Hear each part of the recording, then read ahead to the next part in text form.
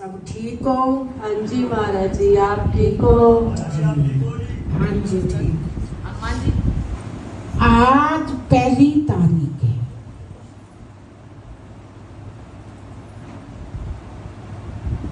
आज के पावन वचन श्री गुरु महाराज जी के आपने सुन लिए। गुरु की सेवा करो, कथा का श्रवण करो, नाम का जाप करो। इससे ऊपर और कोई बात नहीं है। ये तीनों साधन ही बड़े जबरदस्त। सबसे पहले गुरु की सेवा करो। गुरु की सेवा के बारे में अभी आप लोगों ने सुना, भगत जी ने बताया। उस देवी ने क्या किया? गुरु की सेवा में भगवान को लगा दिया।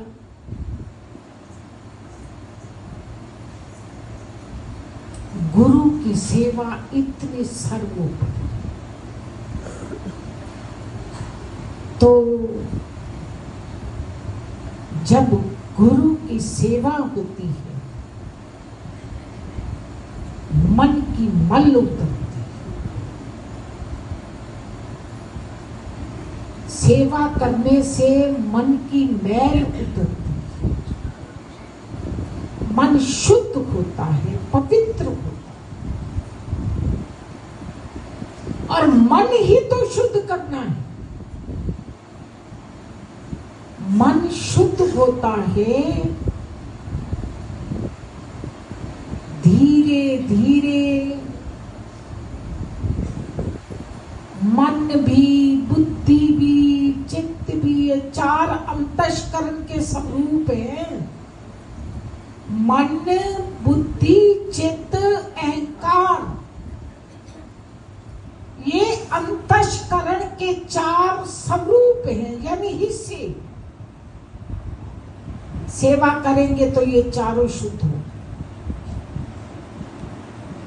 मन पर प्रभाव पहले पड़ता है। बुद्धि में निश्चयात्मक बुद्धि, मैं ब्रह्म हूं, मैं सत्य हूं, मैं आनंद रूप हूं, मैं ही तो आत्मा हूं। शरीर तो हूं ही, शरीर तो नश्वर है। मैं वो सत्य हूं, आत्मा हूं। ये निश्चयात्मक बुद्धि होती है। और चित्त किस बात की चिंतना करता है? आपका चित्त किसी न किसी बात पर चिंतना करता रहता है। ये करूं या ना करूं, करूं या ना करूं, ये चित्त है। तो वो अच्छी बात का निर्णय लेता है। चित्त चिंतना करता है अच्छी बात। बुरी बात चित्त में नहीं आती। अच्छी बात का, हाँ आज सत्संग हो रहा है, जरूर चलो। ये चित्त। अहंकार, ये अहंकार जो होता है ना, अहम, ये नहीं होता। अहंकार कौन सा होता है? मैं आत्मा हूं, मैं शरीर नहीं हूं। अपनी वास्तविकता का अहंकार, मैं ब्रह्म हूं, ऐसा है। शुद्धता बढ़ती है, शुद्धता, पवित्रता। मल तो दूर हो गई, मल तो रही नहीं, मल दूर हो गई, सब शुद्धता होती है। तो बड़ा अच्छा लगता है जब मन शुद्ध होता है। हर अंग अंग पर पवित्रता होती है, हर अंग बड़ा अच्छा लगता है। तो इसलिए ये 3 साधन बताए।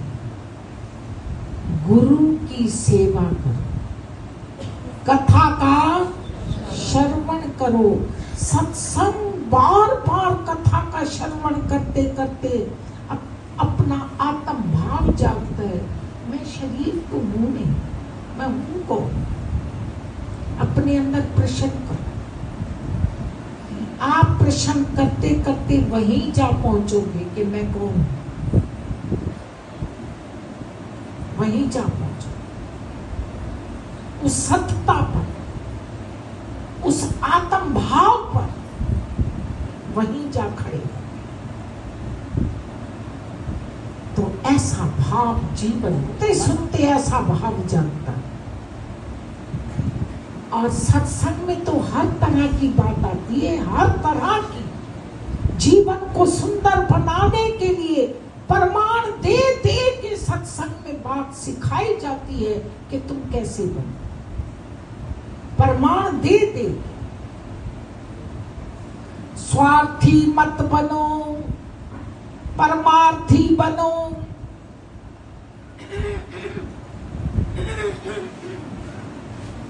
स्वार्थी कौन होता है? स्वार्थी यार किसके मतलब निकला तो खिस।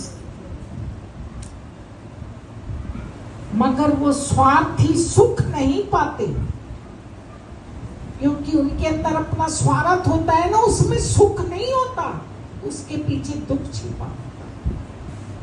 एक छोटी सी बात कहें आप लोगों को। एक बार एक बकरी के पीछे कुत्ते पड़ गए। बहुत सारे कुत्ते, बकरी अकेली। बकरी आगे भागती जा रही है, कुत्ते उसके पीछे दौड़ते जा रहे हैं। आखिर क्या हुआ? बकरी जो है ना, एक झाड़ियां थी, झाड़ियों में छुप, नजर ही नहीं आ रही। कुत्तों ने सोचा निकल गई आगे कहीं। तो कुत्ते इधर उधर हो गए। जब देखा बकरी ने, तो बकरी जो है ना, जिन झाड़ियों में छुपी थी, उन्हीं झाड़ियों के पत्ते खाने लग गई। पत्ते खाते खाते खाते झाड़ी तो खत्म है, डंडल रह गए, डंडियां ही तो रह गई। अब डंडियों में पहले तो पत्तों से ढकी पड़ी थी, अब डंडियां रह गई, तो डंडियों में बकरी नजर आने लगी। बकरी नजर आने लग गई, कुत्तों ने देखा। कुत्तों ने देखा, आके बकरी को चीर है। ये स्वार्थी होते हैं। अपने स्वार्थ के कारण, बचाव के कारण वो छुप गए। छुपाया किसने? उन्हीं पत्तों ने। और उन्हीं पत्तों को खाना शुरू कर दिया। ले मजा अब तुम। ये स्वार्थी लोगों का काम ऐसे होता है। और वो फिर प्राप्त भी ऐसा कुछ करते हैं, मिलता भी वैसा कुछ है। वैसा मिला, जीवन खत्म हो गया। तो भाई ऐसा भाव ना रखें। अपना स्वार्थ निकल गया तो चलो, नहीं, ऐसा भाव ना हो। सब में मेरे प्रभु, सब में उसी का, सबका भला, परमार्थी बने, स्वार्थी नहीं। सबका भला चाहे, सबका भला चाहेंगे तो हमारा भला अपने आप हो जाए। और हम केवल स्वार्थ भाव से ही रहें तो नहीं भाई, वो अपना नुकसान होगा, वो अपना नुकसान होगा। हो सके तो किसी का परमार्थ भाव जगा दे।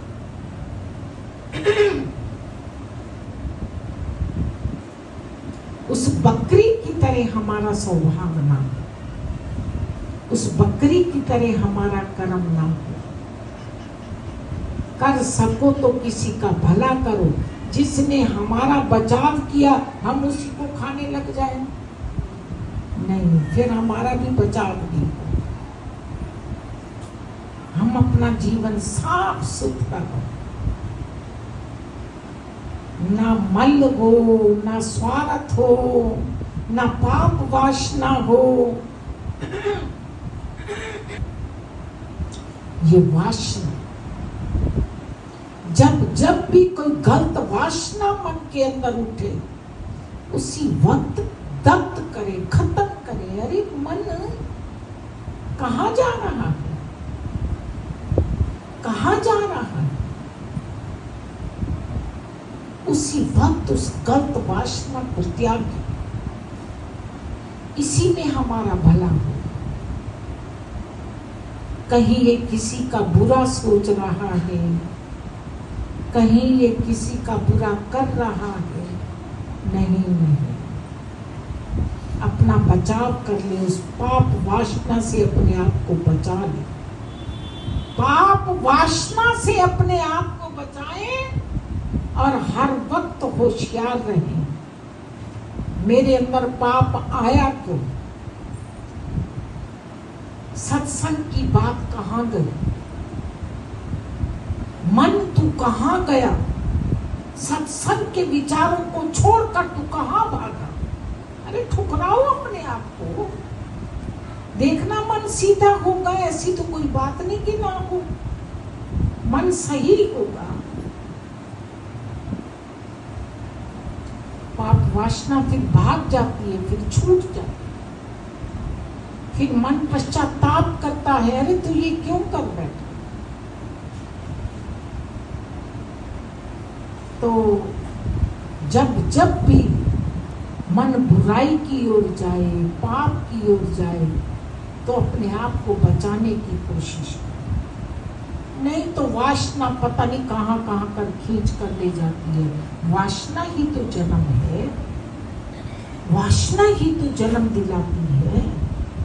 और फिर जैसा हम करते हैं वैसा हमें प्राप्त। तो अगर हम गलत कर रहे हैं तो अपने लिए करते हैं, किसी के लिए नहीं। तो अपने मन को होशियार रखें। तू सत्य है, तू आनंद रूप है, क्यों कल्प रहा है? किस बात को लेकर कल्पता है? हम कई बार कहा करते हैं सुख दुख धर्म शरीर का। सुखी दुखी कौन होता है? शरीर। सुख दुख धर्म शरीर का, भूख प्यास है प्राण। बड़ी जोरों से भूख लगती है, मेरी प्राण निकल जल्दी ना। सुख दुख धर्म शरीर का, भूख प्यास है प्राण। राग द्वेष मन के धर्म, आत्म साक्षी। राग द्वेष किसका धर्म है? मन का। मन खुशी भी होता है, रोता भी है। राग द्वेष इसके अंदर पड़े रहते हैं, ये मन का धर्म है, ये आत्मा का धर्म नहीं है। आत्मा तो निर्लेप है, आत्मा तो वो सब जानने वाली है, सब कुछ देख। आत्मा तो एक लाइट, एक प्रकाश। इस प्रकाश के नीचे कैलेंडर में वचन आते हैं, चाहे गीता पढ़ो, चाहे जुआ खेलो, आपका कर्म है? प्रकाश तो आपको नहीं कह रहा कि जुआ खेलो, प्रकाश तो आपको नहीं कह रहा गीता पढ़ो। वो निर्लेप है, आत्मा तो निर्लेप है। कल्पता है तो मन, आत्मा नहीं कल्पती। आत्मा नहीं कल्पती, मन कल्पता है। मन रोता है, मन प्रसन्न होता है। तो उस वक्त अपना तम भाव जगाओ, मैं आत्मा हूं, मैं मन तो नहीं हूं, क्यों रो रहा, क्यों कलप रहा है? मैं आत्मा, आत्मा कल्पित हो सकती है, आत्मा तो निर्लीप है। ऐसा भाव दृढ़ करो अपने अंदर। जब ऐसा भाव दृढ़ हो जाता है तो जीवन बड़ा सुंदर हो जाता है। नहीं तो उस राग द्वेष के अंदर फंसा रहता है। कहो ये तो मन का धर्म है, तेरा तो नहीं, मैं मन तो नहीं, मैं तो आत्मा हूं। ऐसा भाव जीवन में बना के रखो, जीवन को खुशहाल करो। ऐसा मानुष चोला बार बार मिलने वाला नहीं है, ये अब मिला है।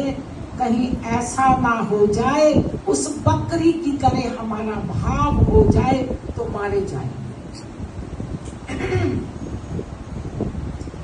बकरी की तरह हमारी वृत्ति ना हो, निस्वार्थ भाव से सबकी सेवा करती चले। सुख की कामना मत करो।